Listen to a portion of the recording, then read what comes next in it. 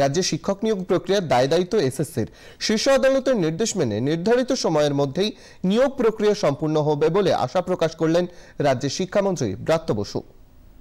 SSC আমাদের supreme court একটা নিয়ম, একটা সময় বেঁধে দিয়েছে এবং এই রিক্রুটমেন্ট প্রসেসে যাতে কোনোভাবে কেউ বাধা না সৃষ্টি করে সেটাও একই সঙ্গে রায় বলা হয়েছে। ফলে এসএসসি কিভাবে করবে, কবে করবে সেটা এসএসসির উপরে ছাড়ুন না।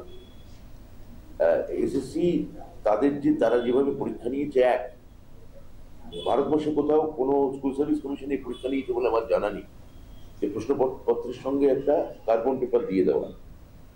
2, পুরো মডিউল এই উত্তরপত্রের সেটা আপলোড করা এবং সেটাকে চ্যালেঞ্জ করার জন্য টাইম দেওয়া।